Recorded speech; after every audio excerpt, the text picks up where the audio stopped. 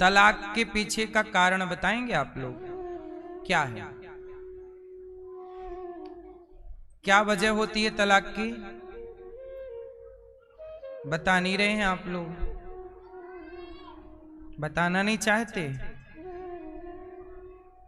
क्यों होते हैं तलाक? दादाजी, चश्मा वाले भैया, शांति से बैठ जाओ, बच्चों को बिठाओ और सुनो मन लगा के, शांति से सुनना है। तलाक क्यों होते हैं दादाजी बताओ? आप चश्मा वाले हैं, तो क्या आज से पहले विवाद नहीं हुआ करते थे आपस में? फिर पहले तो तलाक नहीं थे, आज क्यों है? तलाक लेने के मुख्य 3 कारण हैं। तलाक के पीछे मुख्य कितने कारण हैं? फिर उन तीनों में भी हम छटाई करेंगे तो पता चलेगा कि कितने कारण हैं। तलाक का मुख्य कारण है आज के लड़के और लड़की में, पति और पत्नी में सहनशीलता समाप्त हो गई है। क्या समाप्त हो गई? अब कोई सहना नहीं चाहता कि 2 बात सहना जाने कि मैं सह लूं, आप भी सह लें, क्योंकि रिश्ते हैं तो सहन करना पड़ता है। मूर्ति भी, पत्थर भी जब छेनी और हथौड़े की चोट सहती है तब ना मूर्ति, कोई पत्थर मूर्ति बनता है। कोई पत्थर सड़क में पड़ा था, मूर्तिकार ने छेनी हथौड़ी से तराशना शुरू किया और सुंदर आकृति दे दी। हर चोट को वह पत्थर सहता गया, सहा तब ना वो पूजा समाज में प्रतिष्ठित हुआ। यदि ना सहता, वो चोट खा के छेनी और हथौड़े की टूट जाता, तो क्या समाज में प्रतिष्ठित होता? मंदिर भी समाज में तभी प्रतिष्ठित होता है, पत्थर भी समाज में तभी प्रतिष्ठित होता है जब वह चोट सहता है। ऐसे जीवन में वही व्यक्ति प्रतिष्ठा पाता है जो चोट सहता है, बात सह करके और जीवन को आगे बढ़ाता है। आजकल सहनशीलता नहीं। कहते ना, जो पत्थर चोट खाकर टूट गया वो कंकड़ बन गया, और जो पत्थर चोट सह गया वो शंकर बन गया।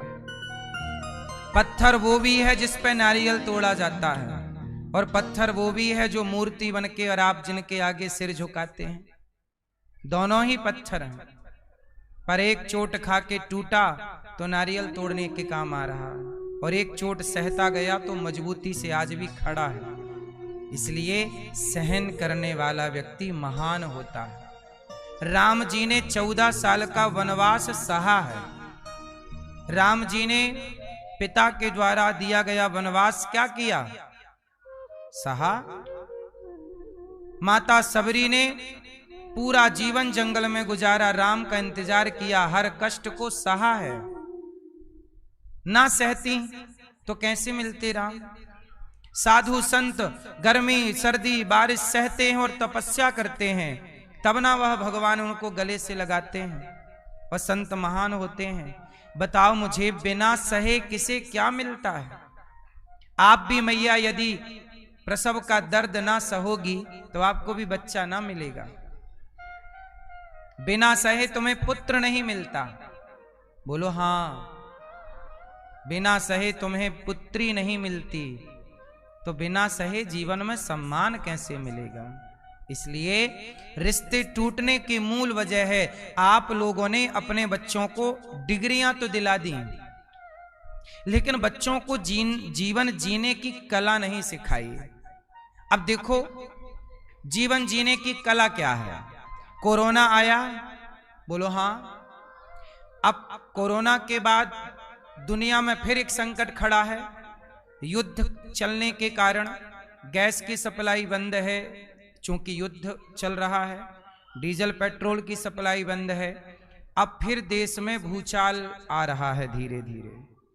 क्या आप हर सिचुएशन के लिए तैयार हैं?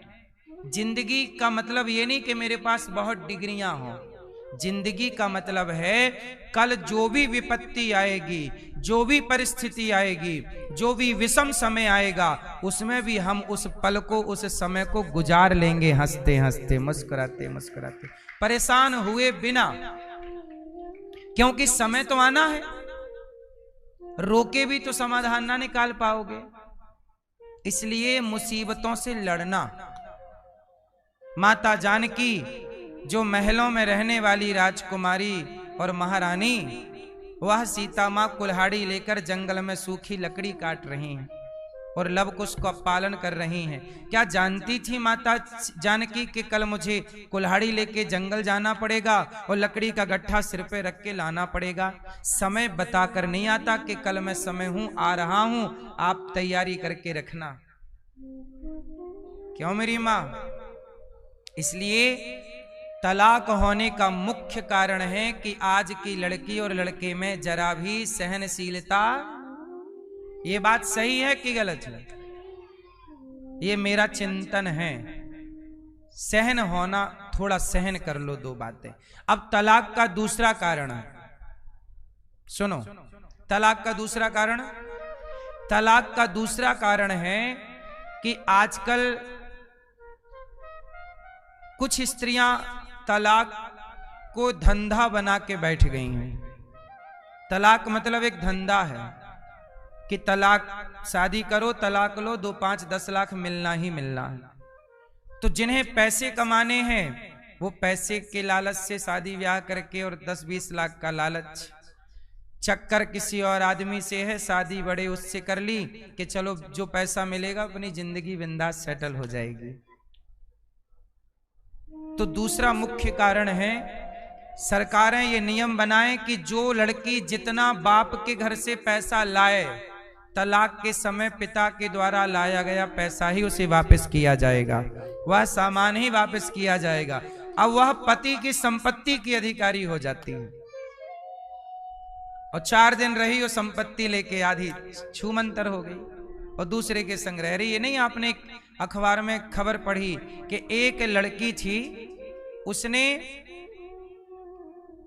10 लड़कों के साथ विवाह करके तलाक देकर और 11वें के साथ मस्त रह रही थी और 10 लड़कों से भत्ता और ले रही थी। तो ये धंधा है। तीसरा कारण है तलाक का एटीट्यूड। क्या है? अभिमान। क्या कारण है? कारण है अभिमान। वही अभिमान कि झुकेगा नहीं साला, टूट जाएंगे पर झुकेगा नहीं। अभिमान के कारण। अच्छा, ध्रुव जी अपनी मां की, पिता की गोद में बैठने गए और सौतेली मां ने तपसाराध्य पुरुषम, जा बेटा तप कर। नारद जी, अब ध्रुव जी को पिता की गोद चाहिए पर मिली नहीं। मां ने कहा, जा बेटा, सत्यम सुरुच्या विहितम भवान में यद दुर्भगाया उदरे गृहीता। तेरी मां ने सच कहा है, तू अभागिन का अर्थात मेरा बेटा है, जा तपस्या कर। ध्रुव जी चले, रास्ते में नारद जी मिले, मंत्र दिया, ओम नमो भगवते वासुदेवाय, और नारद जी के दिए मंत्र को ध्रुव जी ने जाप किया। 3 दिन में 1 बार खाते मंत्र का जाप करते, फिर दूसरा माह 6 दिन में 1 बार खाते मंत्र का जाप करते। खाने पीने से मन को हटाकर पूर्ण समर्पण भगवान में जब किया तो भगवान 5 महीने पूरे होते ही 6ठे महीने प्रकट हो गए। देवराज की इंद्रासन हिलने लगी। इंद्र बोले, प्रभु क्या हुआ? भगवान बोले, मेरा भक्त तपस्या कर रहा है। इंद्र बोला, प्रभु जाओ दर्शन दो। भगवान बोले, ध्रुव जैसे भक्तों को मैं दर्शन देता नहीं, ध्रुव जैसे भक्तों का मैं स्वयं दर्शन करता हूं। और भगवान प्रकट हो गए। ध्रुव जी के लिए हरि का अवतार धारण कर लिया। कौन सा अवतार धारण किया? भगवान ने हरि अवतार 2 बार लिया है। कहां कहां लिया? एक ध्रुव जी को दर्शन देने के लिए भगवान हरि अवतार लिए और एक गजेंद्र को मोक्ष दिलाने के लिए।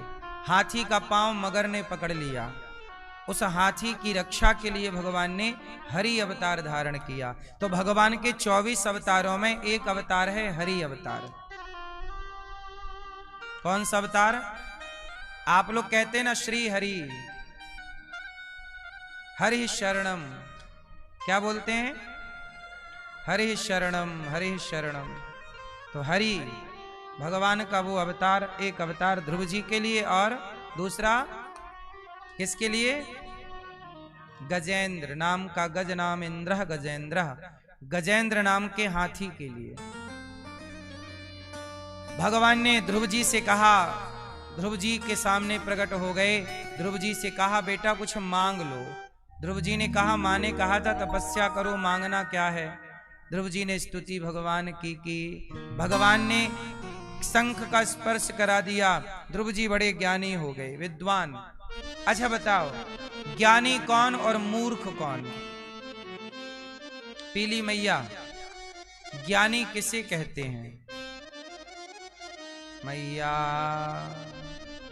ज्ञानी किसे कहते हैं? बोलो मेरी माँ। मैया नहीं बोल रही हैं, गुस्सा हैं। हरी मैया बताओ ज्ञानी किसे कहते हैं? हैं? नहीं बताओगी? सासू माँ ने मना किया कुछ बोलना मत कथा में। चश्मा वाले भैया बताएंगे ज्ञानी किसे कहते हैं? हैं? हम तो बताएंगे ही, श्रोताओं से भी तो पूछना चाहिए। आप बताओ ज्ञानी किसे कहते हैं? शास्त्रों का ज्ञान तो रावण को भी था और उसे ज्ञानी भी कहते हैं। तो क्या आप लोगों को ऐसे ज्ञानी चाहिए रावण जैसा? ज्ञानी कौन? चलो छोड़ो, मूर्ख कौन? आप बताओ मैया, मूर्ख कौन है? पीली मैया, मूर्ख कौन? सुनो, मूर्ख किसे कहते हैं? तो सुनो अब बताएं। ना कोई ज्ञानी है ना कोई मूर्ख है। कहोगे आप कैसे?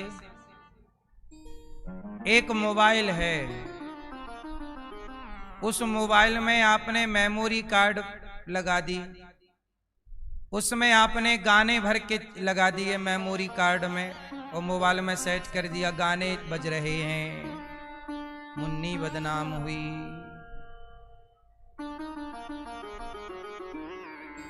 अब आपने दूसरी मेमोरी में भजन लगा दिए, अब मोबाइल में सेट किया, मोबाइल में बज रहा है श्री राम जय जय। अब बताओ मोबाइल ज्ञानी है कि मूर्ख है? अभी गाना गा रहा था, अब भजन गा रहा है। बोलो, मोबाइल ना ज्ञानी है ना, उसमें मेमोरी जैसी लगेगी वो वैसा बोलेगा। क्यों? उसका अपना कोई दोष? ऐसे ही आप मोबाइल हैं, खाली मोबाइल। अब आपको जैसी मेमोरी संगत की मिलती है आप वैसा बजने लग जाते हैं। संतों का संग मिला तो आप राम राम करने लग जाते हैं, और संतों का संग नहीं मिला तो दारू दारू करने लग जाते हैं। बोलो हाँ। अब जैसे आप लोग माला जप रहे हैं, क्या जप रहे हैं? राम राम राधा राधा कृष्ण कृष्ण श्रीमन्नारायण। संगत मिल गई तो यही जप रहे हैं। और संगत यदि आपको मिल जाती गलत वालों की तो मुर्गा मुर्गा मुर्गा मुर्गा, दारू दारू दारू दारू। बोलो हाँ। तो आप ज्ञानी हैं कि मूर्ख हैं? आप ज्ञानी भी नहीं और आपकी संगति जैसी होगी आपका व्यवहार वैसा होगा। संगति ज्ञानियों की तो आप ज्ञानी, और संगति मूर्खों की तो आप ना तो आप ज्ञानी, ना तो ये हम नहीं कह रहे हैं, तुलसीदास जी कह रहे, ज्ञानी मूढ़ न कोय, ज्ञानी मूढ़ न जेहि छन जस रघुपति करही, भगवान जिसे जैसा जब बनाते हैं, कई बार मूर्ख भी बड़ी अच्छी बातें और अच्छा काम कर जाता है। मूर्ख जैसे महामूर्ख कौन? कालिदास। इस संसार के सबसे बड़े मूर्ख कौन है? लेकिन वह ही सबसे बड़े ज्ञानी हैं। वो क्या निकले? एक्चुअली क्या हुआ कि एक राजा थे, मैया ओ भैया, ओ कमर में हाथ रख के प्रपंच करने वाले भैया, देखो जरा, पूरा वृंदावन छोड़कर, पूरा संसार छोड़ के कथा में खड़े होके बात कर रहे हैं। ए मेरी मां, काहे तुम नाच रही हो यहां से वहां? शांति से बैठ जाओ, प्यार से बैठो, खड़े काहे हो? बैठ जाओ बेटा। कथा में डिस्टर्ब नहीं करना चाहिए। सुनो, एक राजा थे, उनकी बेटी का नाम था विद्योत्तमा। क्या नाम था? वो बहुत ज्ञानी थी। वो महिला, वो लड़की क्या थी? बहुत विद्वान, परंतु उसे अपनी विद्वत्ता का घमंड था। किसी भी विद्वान को नीचा कर देती और अपमान कर देती। राजा को गुस्सा आती कि मेरी बेटी अपमान, चलो ज्ञानी है ये तो अच्छी बात है, ज्ञान होना अच्छी बात है, पर ऐसा ज्ञान नहीं कि आप अपने को श्रेष्ठ माने और दूसरों की तौहीन करते चलें, अपमान करते चलें। तो राजा के लड़की के पिता ने मन में सोचा कि मैं अपनी बेटी का घमंड तोड़ूंगा और इस बेटी का ब्याह महामूर्ख आदमी से करूंगा। तो राजा ने अपने मंत्रियों को आदेश दिया कि जाओ, जो भी मूर्ख व्यक्ति मिले उसको पकड़ के लाओ। किसको पकड़ के लाओ? मूर्ख व्यक्ति। अब मूर्ख ढूंढे, कोई ना मिले, तो मिल गए कालिदास। ये क्या करते? जिस डाल पर खड़े थे, पेड़ पर चढ़े और जिस डाल पर खड़े उसी को काट रहे। इनके व्यवहार को देख के लगा कि ये बहुत मूर्ख है। भाई, लकड़ी काटने वाला लकड़ी काटता तो है पेड़ पर चढ़कर, पर एक हाथ से पेड़ को पकड़ के रखता है और दूसरे हाथ से कुल्हाड़ी से काटता है, और जिस डाल को काटता है उससे दूर रहता है, क्योंकि वो डाल कट रही है तो नीचे गिरेगी। अब कालिदास ऐसे मूर्ख थे, जिस पर बैठे उसी पे बैठ गए और आगे से उसी को लगे कुल्हाड़ी से काटने। मंत्रियों ने समझ लिया कि ये आदमी बहुत बड़ा, पकड़ के ले आए राजा के पास। महाराज, ये आदमी मिला बहुत मूर्ख, उससे बातें भी की गई, तो कालिदास जी बिल्कुल मूर्ख। अब राजा ने कहा इसी से मैं अपनी बेटी का ब्याह करूंगा। अब राजा ने लड़की विद्योत्तमा से कहा कि तेरे लिए मैं एक लड़का ढूंढ के आया हूं। लड़की बोली, मैं विवाह जिससे करूंगी वो मेरी तरह विद्वान होना चाहिए, पहले मैं उससे शास्त्रार्थ करूंगी, यदि वो जीत गया तो ब्याह करूंगी, नहीं तो नहीं। अब राजा फिर परेशान, ये बात करेगी तो समझ जाएगी कि मूर्ख है। तो वहां के ज्ञानी लोगों ने एक मीटिंग की, कहा महाराज, उस कालिदास जी को कहा कि सुनो, वो लड़की कुछ बोलेगी, पूछेगी तो हम कह देंगे कि हमारे ये गुरुजी चुप रहते हैं, मौन, ये विद्वान हैं इतने कि चुप रहते हैं, और आप इशारा कर देना, बाकी हम संभाल लेंगे। अब सभा में गए, एक तरफ विद्योत्तमा खड़ी हुई, एक तरफ कालिदास जी। विद्योत्तमा बोली कि मैं पहले शास्त्रार्थ करूंगी। सबने कहा कि ये इतने, अब सबने झूठी प्रशंसा की, क्योंकि अभिमान तोड़ना था। सबने कहा कि ये कालिदास जी हैं, बड़े ज्ञानी हैं, ये ज्यादा बोलते नहीं हैं, इसलिए नहीं बोलते कि विद्योत्तमा तुम इनके सामने टिक ही नहीं पाओगी, इसलिए बोलेंगे कुछ नहीं पर इशारे से बात करेंगे और अर्थ हम बताएंगे। अब चलो, अब विद्योत्तमा ने सवाल किया। विद्योत्तमा बोली जब ये नहीं बोलेंगे तो मैं भी नहीं बोलूंगी, मैं भी इशारे से बात करूंगी। हाँ हाँ सही करो। अब विद्योत्तमा ने कहा मानो विद्योत्तमा पूछ रही है कि ब्रह्म एक ही है या किसी और की भी सत्ता है। कालिदास जी तो मूर्ख थे ही, उन्हें लगा भगवान ये कह रही है एक मारूंगी। कालिदास जी ने कहा तू एक, मैं दो मारूंगा। अब विद्योत्तमा ने विद्वानों से पूछा ये क्या कह रहे हैं, तो विद्वानों ने कहा ये कह रहे हैं कि परमात्मा तो एक है, एको ब्रह्म, पर उस एक को जानने वाला दूसरा ना हो, मतलब जीव ना हो, तो एक की सत्ता होगी कैसे? भाई भगवान है पर भगवान ही हो और हम जैसे जीवात्मा ना हो तो अकेले भगवान करेंगे क्या? तो एक जीव और एक परमात्मा, जीवात्मा और परमात्मा, जितनी महिमा परमात्मा की है उतनी महिमा, जितनी महिमा भगवान की उतनी ही महिमा भक्त की है। भक्त ना होंगे तो भगवान, हाँ तो जीवात्मा परमात्मा दो, तो एक की सत्ता से गुजारा ना होगा, दो की सत्ता है। तो अच्छा। अब विद्योत्तमा को लगा हाँ जवाब तो सही है। फिर विद्योत्तमा ने कहा तीन, मतलब ये पूछना चाहती है विद्योत्तमा कि गुण कितने हैं? गुण तीन होते हैं, सत्व गुण, रजोगुण और तमोगुण।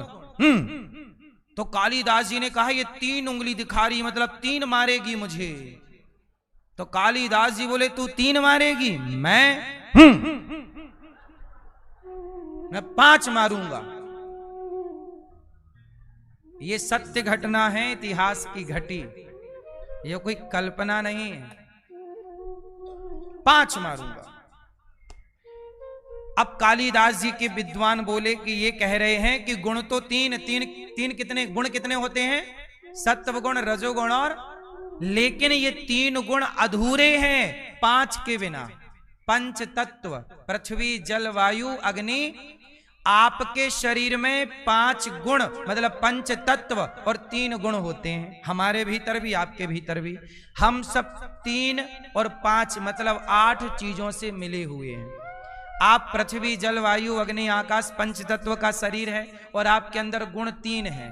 सत्व गुण, आपके अंदर अच्छे विचार भी आते हैं, राजसी आलस्य भी आता, राजसी विचार मतलब राजसी गुण है आपके अंदर, है ना। तमोगुण, आलसी भी है आप, कई बार आलस्य भी आता, मतलब ये सबके अंदर है। किसी के अंदर सत्व गुण प्रधान है, कोई रजोगुण प्रधान है, कोई तमोगुण प्रधान है। तो ये 3 गुण और 5। अब विद्योत्तमा बोली बात तो सही है। अब विद्योत्तमा बोली मतलब विद्योत्तमा बोली कि क्या इन 5 गुणों से और 5 तत्व और 3 गुणों से काम हो जाएगा? तब कालिदास जी को लगा हे भगवान अब तो ये 5 मारने का बोल रही है। तो कालिदास जी मन बोले कि तू 5 मारेगी, एक ठूसा बना दिया मुट्ठी का और कहा कि तू ऐसे मारेगी, मैं ऐसे मारूंगा। विद्वानों ने कहा कि ये कह रहे हैं कि तत्व तो 5 हैं, पृथ्वी जलवायु अग्नि आकाश, गुण 5 हैं। ये तत्व कितने हैं? 5, पर ये 5 अलग अलग हो जाएं तो कोई मतलब के नहीं। आपके शरीर से जल अलग हो जाए, पृथ्वी अलग हो जाए, वायु अलग हो जाए, अग्नि अलग हो जाए, आप मर जाओगे। बोलो हाँ। जब ये 5 एक होंगे, मिल के रहेंगे, तब ये शरीर का संचालन होगा। बोलो हाँ। तो कालिदास जी ये कह रहे हैं कि ये जुड़ के रहेंगे तब सृष्टि चलेगी। अब तो विद्योत्तमा प्रसन्न हो गई, बोली डन, ब्याह पक्का। अब हुआ ब्याह। जब ब्याह हुआ और जब हो ही गया ब्याह तो फिर पत्नी ने पूछा कैसे हो? कालिदास जी बोले तू बता कैसी है। अब तो वहां शुरू हो गई मूर्खता कालिदास जी की। तो विद्योत्तमा अब समझे कि तो बड़ा मूर्ख है। और जब मूर्ख है तो अपने महलों के ऊपर से उसने अपने पति को धक्का दे दिया, बोले मूर्ख के संग मैं नहीं रहूंगी। अच्छा, नवरात्रि का टाइम चल रहा था, आज अष्टमी है, अष्टमी ही थी, नवरात्रि चल रही थी और मां भगवती दुर्गा का हवन चल रहा था, नीचे यज्ञ चल रहा था, आप ये समझ लीजिए। अब जब हवन चल रहा मां भगवती का और विद्योत्तमा ने पति को धक्का मारा तो संयोग से उनके गिरने से दांतों से उनकी जिह्वा कट गई और मां भगवती के चरणों में जाके चढ़ गई, कुंड में गिर गई, कुछ भी आप मान लीजिए। आहुति जिह्वा की दे दी उन्होंने, और जैसे ही उनकी जिह्वा कट के मां भगवती तक पहुंची तो मां भगवती को लगा कि ये मेरा ऐसा भक्त है कि इसने अपनी जिह्वा चढ़ा दी, तो मां प्रकट हो गई।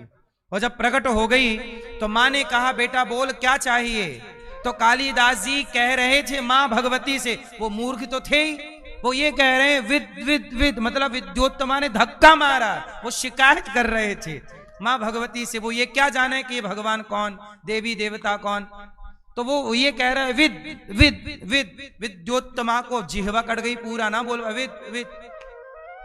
तब मां को लगा कि ये विद्या मांग रहा, जा कालिदास मैं तुझे विद्या देती हूं, तेरे समान विद्वान कौन होगा, जा। वही मूर्ख कालिदासवाद में महाकवि कालिदास, जिन्होंने रघुवंशम महाकाव्य की रचना की और पूरी आज भी संस्कृत जगत का पूरा साहित्य कालिदास जी के इर्द गिर्द घूमता है। बोलो हाँ। तो कालिदास जी ये व्यक्तित्व है। तो अब बताइए कालिदास जी मूर्ख हैं कि विद्वान हैं? जब तक प्रकृति ने, परमात्मा ने मूर्ख बना के रखा तो मूर्ख रहे, और जब परमात्मा ने विद्वान बनाना चाहे तो चुटकी में बना दिया। मूर्ख ज्ञानी मूढ़ न कोय, मूकम करोति वाचालम पंगुम लंघयते गिरिम, यत कृपा तमहम वंदे परमानंदम माधवम। कहाँ मैया कोई ज्ञानी, कहाँ कोई मूर्ख, जे ही क्षण जस रघुपति करही। भगवान जिसे जिस क्षण जो बनाना चाहे वह व्यक्ति उस क्षण वही बन जाता है, जिसे भगवान जैसा जब बनाना चाहे। इसलिए हम आपसे कहते हैं, ना ज्ञानी बनो ना मूर्ख, अपने आप को भगवान के चरणों में रख दो, फिर भगवान जो वाली मेमोरी फंसाएंगे वो फंसा लेना, जैसा भगवान बनाए। अच्छा देखो ना, उदाहरण से समझो। अंगद जी लंका गए, बोलो हाँ, और लंका जाकर के पांव जमा दिया लंका में। कोई पांव हिलाएगा तो सीता मैया को राम जी हार जाएंगे, मैं हार जाऊं। अब रावण के बड़े बड़े बेटा और बड़े बड़े सैनिक अंगद जी का पांव, अच्छा ये बताओ अंगद जी बंदर हैं, बोलो हाँ। अच्छा बताओ बंदर का पांव मोटा होता है कि पतला? बोलो जोर से। पतला होता है बंदर का पांव, कमजोर भी होता है बंदर का पांव। बंदर का पांव कमजोर होता है, पतला भी होता है। और बंदर का पांव मतलब अंगद ने पांव जमा दिया, और वो कमजोर बंदर का पांव लंका के बड़े बड़े योद्धा ना हिला पाए। अब बताओ वो ताकत अंगद की थी या राम की? बोलो। इसलिए ताकत आपकी नहीं है। राम हराना चाहे आपको तो बड़ी बड़ी ताकत वाले लोग भी हार गए महाभारत में, और जिताना चाहे तो कमजोर ताकत, कम ताकत रखने वाले पांडव भी जीत गए। ताकत मायने नहीं रखती, कृपा मायने रखती है कि भगवान की कृपा किस ओर है। ताकत वाला नहीं जीतेगा, कौन जीतेगा? कृपा वाला। कौन जीतेगा? इसलिए आपसे एक प्रार्थना करता हूं कि कोई ज्ञानी नहीं, कोई मूर्ख नहीं। कई बार आप मूर्खों की तरह बातें करते हैं, कई बार आप ज्ञानियों की तरह बातें करते हैं। हम तो आपसे यही कहते हैं, अपने आप को खाली करके भगवान के चरणों में रख दीजिएगा, फिर भगवान जो डाउनलोड करना चाहें करें। क्यों भैया? खाली मोबाइल है, नया मोबाइल, अब उसमें आप जो डाउनलोड करना चाहें सब हो जाएगा, अच्छाई भी डाउनलोड हो जाएगी और बुरी चीजें भी और अच्छी चीजें। ऐसे शरीर है, अब आप इसमें डाउनलोड, अब देखो ना, कुछ लोगों ने अपने जीवन में शराब डाउनलोड कर रखी है। कहते हैं शराब नहीं पीते तो हमारा मन ही नहीं लगता, शराब पी रहे हैं, शराब को डाउनलोड कर रखी है ऐप। मैया जैसे आप लोगों ने भी चुगली का ऐप डाउनलोड कर रखा है, जहां मौका मिला वाह तुम सुना उसके बारे में, हाँ ऐसा हुआ, हाँ चालू। मैया हमारी मैयाओं ने चुगली का ऐप डाउनलोड कर रखा है, जहां मौका मिला चालू। ना किया करो, ये व्यर्थ की बकवास पाप दिलाएगी, पापी बनाएगी। बोलो हाँ। कुछ लोगों ने पराई स्त्री का सॉफ्टवेयर डाउनलोड कर रखा है, ताकते रहते तुझको सांझ सवेरे। अब ऐप वही डाउनलोड है तो ताक रहे हैं। बोलो हाँ। अब ऐसा है, कोरा कागज है। बोलो हाँ, बोलो हाँ। कोरे कागज में मैं एक सुंदर सी पेंटिंग बना दूं तो यही कागज हजारों का हो जाएगा कि नहीं, उस पेंटिंग के कारण। बोलो हाँ। और इसी में मैं ऐसे गोदा गादी कर दूं तो ये रद्दी हो जाएगा। बोलो हाँ। इसका मतलब इस कागज की कोई कीमत नहीं है, इस कागज के ऊपर जो काम होगा उसके द्वारा इसकी कीमत घटेगी। या सामान्य कागज 1 रुपए का मिल जाता है बाजार में, ले आओ और सामान्य से कागज में आप बेहतर चित्रकारी कर दो, वही कागज 1000 रुपए का बिक जाएगा। और गोदा गादी कर दो तो रद्दी 1 रुपए का लिया 1 रुपए का भी नहीं बिकेगा। बोलो हाँ। इसका मतलब आप कोरे कागज हैं, आप अपने भीतर अच्छाइयां भरेंगे तो आपकी कीमत हजारों गुना बढ़ जाएगी, और अपने अंदर बुराइयां भरेंगे तो जो कीमत थी वो भी ना रह जाएगी।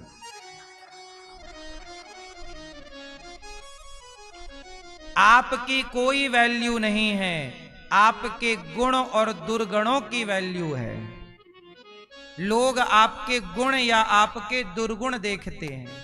दुर्गुण होंगे तो आपकी वैल्यू क्या होगी, और गुण होंगे तो आपकी वैल्यू क्या होगी। इसलिए हम आपसे कहते हैं किसी के पास जाने की जरूरत नहीं है, अपने आप को इतना गुणवान बनाइए कि सारा संसार आपके पास आना चाहे, आपके पास आना चाहे। गुणी व्यक्ति कहीं नहीं जाता, गुणी व्यक्ति के पास सब जाते हैं। ये बात सही है गलत है? क्यों? कौन व्यक्ति? बोलो कौन सा? ध्रुव जी महाराज ने स्तुति भगवान की योऽन्तः प्रविश्य मम वाचमिमां प्रसुप्ताम् संजीवयत्यखिल शक्तिधरः स्वधाम्ना अन्यास्तहस्तचरणश्रवणत्वगादीन् प्राणान्नमो भगवते पुरुषाय तुभ्यम्। ध्रुव जी ने भगवान की स्तुति की। भगवान ने कहा पुत्र कुछ मांग लो। ध्रुव जी ने कहा प्रभु आपसे क्या मांगे, कभी कुछ मांगने की इच्छा ना हो, आप यही हमें वरदान दीजिए। भगवान ने कहा तुमने राज्य की कामना से तपस्या किया, जाओ हम आपको 36,000 वर्षों का राज्य देते हैं। 36,000 वर्षों के लिए ध्रुव जी को भगवान ने राजा बना दिया। जब घर गए तो जिस मां ने अपमान किया वही आरती की थाल लेके खड़ी हो गई। जीवन में देखो आपका या तो समाज में अपमान होता है, जब आपके पास कुछ नहीं होता ना तो आपका अपमान होता है। बोलो हाँ। अपमान किसका होता है? जिसके पास कुछ नहीं होता। और सम्मान किसका होता है?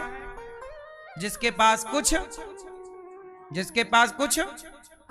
इसलिए कहता हूं कि जब कोई आपका अपमान करे तो समझ लेना कि आपके पास कुछ है नहीं। इसलिए परेशान ना होइए, घबराइए मत। ये अपमान आपका नहीं है, ये आपके पास कुछ नहीं है उस कुछ का अपमान है। और जब आपके पास सब कुछ आएगा तो आपका सम्मान होगा। तो ये मत सोचिएगा कि वो सम्मान आपका है। एक गांव में एक सेठ जी रहा करते थे। सुनो मैया, एक गांव में एक पैसे वाले व्यक्ति थे। उनको सब लोग राम राम कहते। सेठ जी राम राम, भैया राम राम। तो वो धीरे से कह देते कि मैं कह दूंगा। जो भी कहता भैया राम राम, तो वो कह धीरे से बोलते मैं कह दूंगा। फिर कोई बोले राम राम जी, मैं कह दूंगा। एक दिन एक व्यक्ति ने सुन लिया कि जब इन्हें कोई राम राम बोलता है तो ये धीरे से कह देते हैं मैं कह दूंगा। तो उस व्यक्ति ने सेठ जी से कहा, सेठ जी जब कोई आपको राम राम कहता है, राधे राधे कहता है, तो आप कहते हो मैं कह दूंगा, किसे कह दूंगा? सेठ जी बोले चलो मैं जिसे कहता हूं आप भी देख लो। अब सेठ जी गए उसको लेकर, तो घर गए तो घर में उनकी तिजोरी थी। उन्होंने तिजोरी को खोला और तिजोरी को खोल के कह दिया कि फलाने ने राम राम कहा है, फलाने ने जय श्री कृष्णा कहा है, फलाने ने राधे राधे कहा है। तो वो बगल में खड़ा व्यक्ति बोला सेठ जी ये क्या पागलपन है आपका? सेठ जी बोले भैया ये पागलपन नहीं, जब मेरे पास कुछ नहीं था तब तो मुझे कोई राम राम नहीं कहता था। जब मैं गरीब था, दो दो रोटी के लिए परेशान था, तब तो कोई मुझे राम राम नहीं कहता, अपमान करते थे लोग।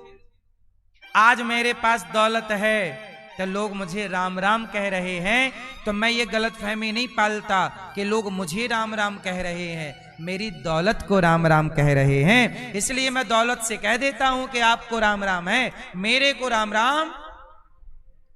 कोई आपका सम्मान क्यों करेगा? सम्मान आपके स्टेटस का होता है, सम्मान आपके बैकग्राउंड का होता है, सम्मान आपके अगल बगल की चहल पहल को, औहदे को सम्मान होता है। बोलो।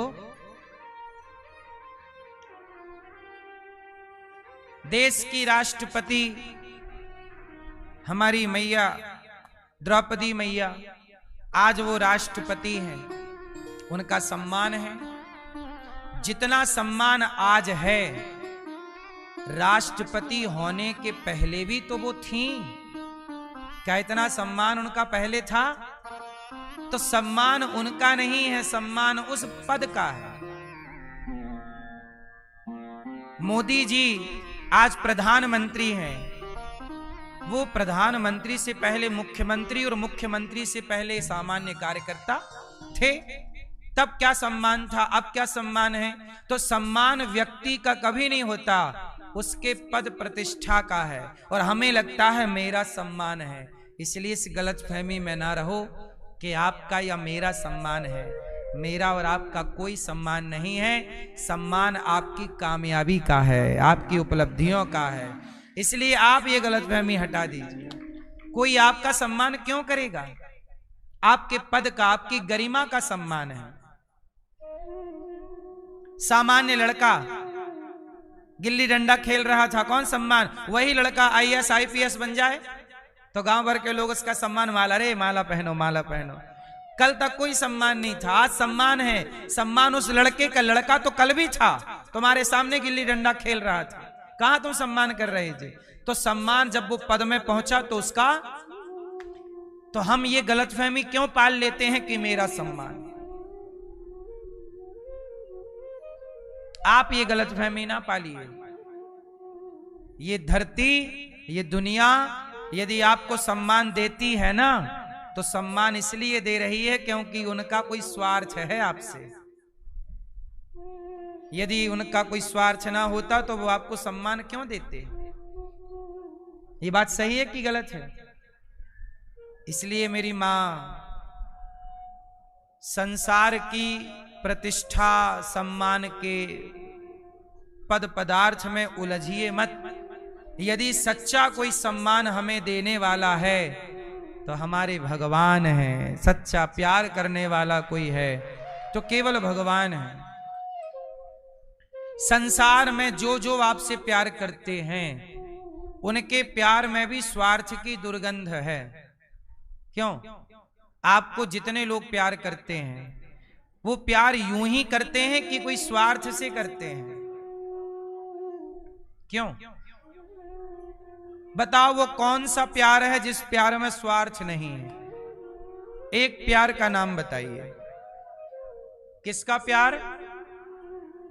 पीली मैया, कहां तुम वहां देख रही हो? यहां सुनो मेरी मां, 1-1 करोड़ की बातें बता रहे हो, तुम वहां देख रहे हो।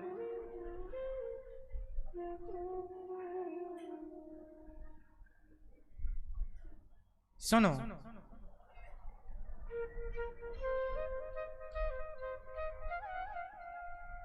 कौन है आपको प्यार करने वाले लोग? कौन है? कोई आपको प्यार नहीं करता। मैं पहले कह चुका हूं, कोई आपसे प्यार क्यों करेगा? कोई आपसे प्यार नहीं करता। हर प्यार करने वाला या करने वाली उसका स्वार्थ होता है। मां और बेटे के बीच में भी बताओ प्रेम तो है, नो डाउट, पर बताओ प्रेम के साथ स्वार्थ है या नहीं? मां और बेटे में पूछ रहा हूं, बताओ। मां और बेटे में प्रेम है, बिल्कुल बात सही है, लेकिन बताओ स्वार्थ है या नहीं? मां का भी स्वार्थ है कि बेटा बड़ा हो के मेरी सेवा करेगा, और बेटे का भी स्वार्थ है कि ये मां है, मुझे दूध पिलाएगी, रोटी देगी, खाना। इसलिए 4 थप्पड़ खा के भी बेटा मां के पास जाता है, क्योंकि पता है खाना भी यही देगी। स्वार्थ ना होता तुम्हारे पास कभी नहीं आता। उसे कहीं और पर्याप्त दाना पानी मिलने लग जाए तो तुम्हारे पास नहीं आएगा, दिन 2 दिन में भूल जाएगा। बोलो हां। इसलिए संसार के हर रिश्ते में स्वार्थ है। बिना स्वार्थ के कौन किसकी ओर देखता है? कोई लड़का आपसे कहे आई लव यू, कोई लड़की आपसे कहे I love you. I love you आपको नहीं कहा जा रहा, आपके सुंदर शरीर को आई लव यू कहा जाता है। आप सुंदर हैं तो आपको आई लव यू मिलेगा, वरना गांव में मजदूरी करने वाली एक काली लड़की है, उसे कोई आई लव यू नहीं कहता। 40-40 साल के लड़के हो गए, शादी नहीं हो रही है, एक आई लव यू नहीं मिला उन्हें आज तक। बुढ़े हो गए, एक्सपायरी डेट के हो गए, निकल गई शादी की डेट, अब कोई आ ही नहीं रहा है। 40 साल के हो गए, शादी नहीं हुई। बोलो हाँ, उन्हें तो कोई आई लव यू नहीं बोल रहा है। बोलो हाँ। आप पैसे कमा रहे हैं, आप सुंदर हैं, आपका बैकग्राउंड अच्छा है, आपको 1000 आई लव यू मिल जाएंगे, और आपके पास कुछ नहीं है, आपको एक भी आई लव यू नहीं मिलेगा। बोलो हाँ। तो आई लव यू कहां है? स्वार्थ है। बोलो हाँ। इसलिए कहता हूं, संसार का प्रेम प्रेम नहीं है, संसार का प्रेम वासना है। संसार का प्रेम क्या है? संसार में आप प्रेम कहते हो ना, प्रेम संसार में नहीं है। जिसे आप प्रेम कहते हो, एक्चुअली वो प्रेम के पीछे ना वासना होती है। अच्छा, रावण सीता मां को चुराने आया तो क्या बन करके आया? उत्तर रावण सीता मां को चुराने आया तो क्या बन के आया? साधु बन के आया। क्या रावण साधु था? रावण बन के आया साधु, पर साधु नहीं था। ऐसे आजकल स्कूल कॉलेज